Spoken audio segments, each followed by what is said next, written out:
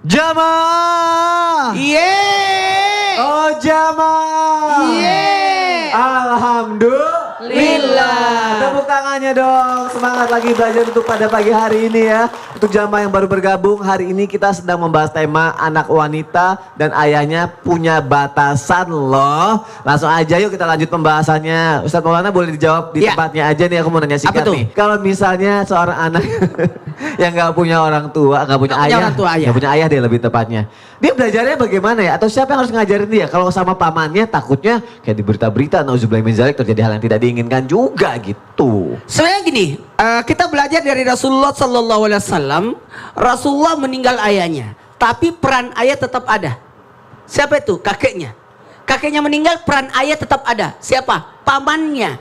Jadi peran itu tetap ada.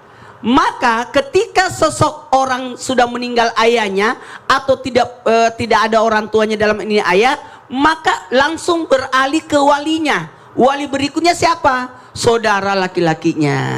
Dalam peran untuk menjadi wali nikah dan sebagainya. Pertanyaannya, ada orang tidak ada sama sekali. Kalau begitu, siapa yang dituakan? Dituakan. Siapa itu? Mohon maaf, bisa mencari sosok guru. Sosok guru. Terima kasih banyak. Ternyata undang-undang anak angkat itu ada aturannya. Tidak boleh mengangkat anak kalau sudah dewasa. Masa saya mau angkat anak? Repot. Gede banget. Gede banget. Ternyata ada aturan dan ini penting untuk lebih dipelajari lagi. Masya Allah. Terima kasih Ustadz Maulana. Jadi ada peran, ada status. Tanggung jawab. Ada yang dituakan. Berarti kalau kakak UBU itu banyak yang dituakan ya tadi ya? Keluarga semua ya? Tua. Masya Allah. Yuk lanjut lagi yuk. Lanjut ya. Yang di rumah juga ya, Ustazah Nada. Aku mau nanya. Iya, siap. Kan ada ayah yang masih menganggap anaknya itu kayak anak kecil terus gitu, saking sayangnya, terus anaknya dimanjain. Mungkin dari kecil udah terbiasa kalau ngambek, kalau nangis kayak diepok-epok gitu kan, dipok-pok gitu. Tapi sampai dewasa saking dia menganggap tuh anak-anak kecil mulu, padahal udah balik saking sayangnya masih melakukan itu juga diepok-epok. Masih begitu. Gitu. Boleh nggak gitu itu ya? Boleh nggak sih? Oh iya, baik deh. Penjelasannya Ustazah. Baik, Masya Allah, jamaah. Oh jamaah. Alhamdulillah. Lillah. Ini kira-kira yang hadir di sini masih suka diempok-empok sama ayahnya? Masa masih diempok-empok? Masya Allah. Iya ya, memang ya naluri kita orang tua semuanya. Mungkin jamaah juga di luar sana karena kita adalah orang tua pasti menganggap anak kita maupun berapa usianya, maka ya tetap dia adalah anak kita. Ya berapapun usianya dia sudah menikah, bahkan mungkin dia sudah punya anak, tetap kita anggap mereka itu adalah anak kita. Yang kita anggap juga mereka adalah ya seperti layaknya anak kecil gitu. Cuma yang harus diperhatikan pertama, bedakan usia. Ketika anak kita masih kecil, yang memang belum balik ya, maka tentunya ketika dia nangis, kita usap-usap punggungnya, itu adalah hal yang sangat wajar. Kemudian ketika misalnya dia nangis, kita peluk dengan dekapan yang menghangatkan, itu pun juga hal yang sangat normal gitu. Cuma ketika sudah jenjang usia, sudah bertambahnya usia, maka kan tingkat kedewasaan seseorang pun akan meningkat. Ya, tingkat kedewasaan akan bertambah. Oleh karenanya bukan saja mohon maaf bukan saja dari tingkat kedewasaan, tapi mohon maaf sekali lagi ini bentuk badan kita juga akan berubah. Jadi oleh karena itu kenapa faktornya yang dikhawatirkan untuk kita menjaga jarak, kemudian mohon maaf bukan menjaga jarak, artinya menjaga keterbatasan ya. Menjaga batas gitu maksudnya, menjaga batas agar kita jangan sampai berlebihan. Dikhawatirkan yang namanya bentuk badan yang bertambah inilah yang nanti dikhawatirkan, yaitu yuwaswisu fi sudurin nas ya. Nih Mas Setan itu kerjanya pinter banget, meskipun memang sangat kecil kemungkinannya orang tua ingin menjerumuskan anak. Sangat kecil kemungkinannya semacam itu. Tapi kita lihat tayangan tadi juga sudah betapa banyaknya fitnah yang merajalela di akhir zaman semacam ini. Jadi ala kulihal kita ini sebagai anak tentunya kita memposisikan diri kita. Bukan jaga jarak kepada orang tua, tapi kita juga punya sifat sensitif dalam tubuh kita. Kalau sekiranya ada hal-hal yang sudah dirasa nggak wajar dilakukan oleh orang tua kita, maka kita harus merem diri kita sendiri. Pun orang tua, jangan kita menganggap anak ini ini ya udah kecil terus gitu. Karena dia pun juga semakin usia, semakin dewasa, maka ada batasan-batasan yang harus dia jaga ya. Dari bentuk tubuh, dari postur tubuh, dari aurat, kemudian bagaimana sentuhannya, belayannya. Sekali lagi, sentuhan, belayan orang tua kepada anak, bentuk kasih sayang tidak ada permasalahan. Tapi yang menjadi masalah apabila bentuk kasih sayang di awal ini akhirnya dimanfaatkan oleh sebahagian orang tua yang mungkin belum memahami ilmu agama. Kita punya rem masing-masing dalam diri kita. Untuk orang tua, untuk anak, kalau ada sesuatu yang kayaknya agak aneh nih, langsung direm. Itulah perlunya kita belajar ilmu syariat. Berarti jangan sampai dimanfaatkan. Jangan sampai dimanfaatkan, tetap jaga batas. Terima kasih Ustazah Nada. Ya. Tepuk tangan lagi untuk kita semua. Masya Allah, tabarakallah. Kita lanjutkan lagi ya jamaah yang ada di rumah ya. Ustazah mau nanya deh. Apa Benar nggak lagi? sih kata-kata ini nih? Kedudukan wanita di dalam Islam begitu utama dibanding anak laki-laki. Wah, dalam Al-Quran bahkan ada surah khusus An-Nisa tentang perempuan. Ar-Rijal nggak ada tentang laki-laki. Nggak ada.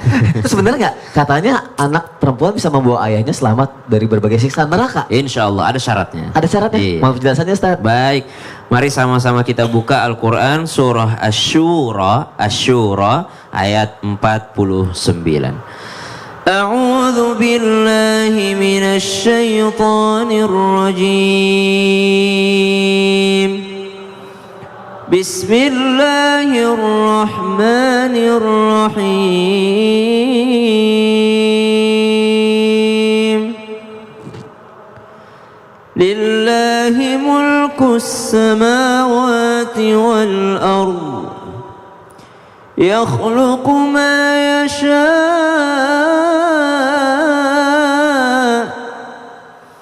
yahabu liman yasha'u inatha wa yahabu liman yasha'u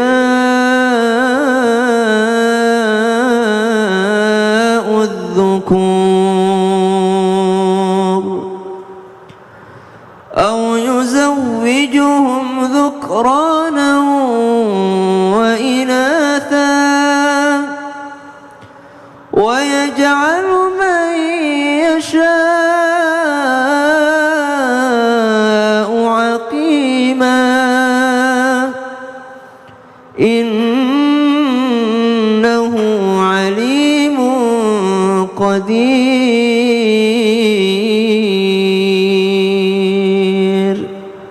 Al-Quran surah Asy-Syura ayat 49 dan ayat 50. Di Al-Quran itu ada surah Asy-Syura, ada surah Asy-Syu'ara.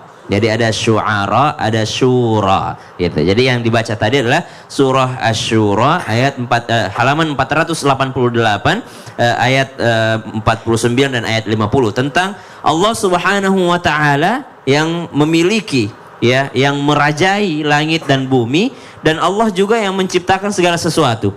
Siapa yang menciptakan kita, Bu? Allah. Ada nggak orang yang request sebelum lahir? Ya Allah, saya jadi perempuan aja deh. Atau setelah lahir baru request. Ya kalau setelah lahir baru dia bikin dirinya, ya, itu tidak mungkin bisa menjadi sesuatu yang sempurna. Tapi Allah Subhanahu wa taala yang berkehendak ini orang jadi laki-laki, ini orang jadi perempuan. Karena di dunia ini hanya ada dua gender, male and female, gitu ya. Laki-laki dan perempuan, male and female. Begitu pula di dunia binatang dan manusia.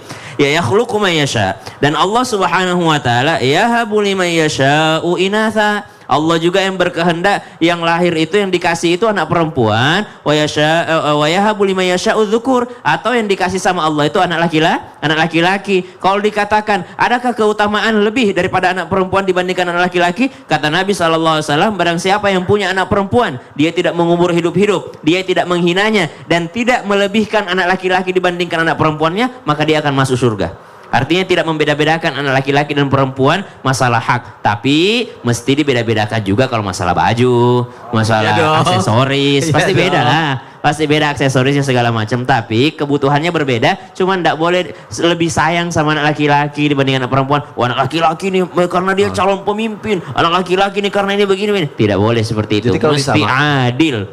kalau adil bisa membawa orang tuanya masuk surga gitu. Betul. Yang kedua ada seorang perempuan datang bawa 2 anaknya kepada Bunda Aisyah. Ya. Lalu Bunda Aisyah kasih 1 biji kurma. Ibu ini dia bagi 2 biji kurma tersebut dengan 2 anak perempuan. Kata Nabi SAW, barang siapa punya anak perempuan lalu dia sayang kepadanya, dia cinta kepadanya, dia didik agama anaknya, Ya. mengenal Allah Subhanahu Wa Taala, maka dia akan menjadi tameng bagi orang tuanya dari api neraka. Masya Allah, tabarakallah. Terima kasih Ustaz Syam Iya, untuk sama-sama, penjelasannya. Sony. Tepuk tangan lagi, Masya Allah. Semakin semangat belajar pagi hari ini, biar tepuk tangan, biar gerak, biar nggak ngantuk. Jadi fokus kita ya belajarnya ya, jamaah yang ada di rumah ya. Seperti yang satu ini juga harus fokus, gerakannya juga harus sama, harus bagus ya. Kita masuk ke segmen Tanya Dong Ustadz. Kami semua tanya dong Ustaz. Udah mulai jago nih gerakannya nih kayaknya nih. Aku mau bacain pertanyaan dari Instagram hamba Allah. Oke. Assalamualaikum Ustazah dan Ustadz, saya mau bertanya, adakah batasan seorang ayah ikut campur kepada anak yang sudah menikah karena anak wanita satu-satunya? Jadi sang ayah masih nanya terus, jadi karena anak wanita satu-satunya, sang ayah masih nanya terus, menjadi serba salah dan anak wanita ngadu terus ke ayahnya kalau ada masalah. Nah jika seperti itu bagaimana? Bisa dijawab di tempat oleh yang pertama Ustadz Maulana. Baik, ketika terjadinya ijab kabul, maka saya nikahkan kamu dengan anak perempuanku yang bernama ini dengan mahar sekian. Saya terima akadnya.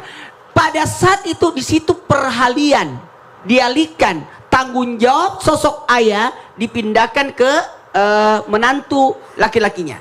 Maka mohon maaf, sosok ayah tidak bisa lagi ikut campur, kecuali kalau berkaitan dengan nyawanya, dengan agamanya bisa diambil alih, karena ini peralihan tanggung jawabnya, nafkahnya, perlindungannya, pendidikannya. Tapi kalau berkaitan dengan agamanya, kayaknya anakku tidak salat lagi itu. Nah, makanya harus diingatkan, mengingatkan. Tuh 2, 3. Mengingatkan. Hanya sekedar mengingatkan untuk memberikan keteladanan itu boleh. Baik, kalau Ustazah Nada. Iya, kita nih kaum perempuan ketika memang sudah menikah, maka pertama tadi Ustadz sudah sampaikan bahwa beralih kepada ayah yang, suami yang bertanggung jawab kepada kita. Oleh karena itu, pertama ya hargailah suami kita. Kalau bisa, adapun masalah-masalah yang terjadi pada diri kita, jangan pertama bebankan orang tua, karena biar gimana pun pasti akan menjadi pikiran orang tua ya.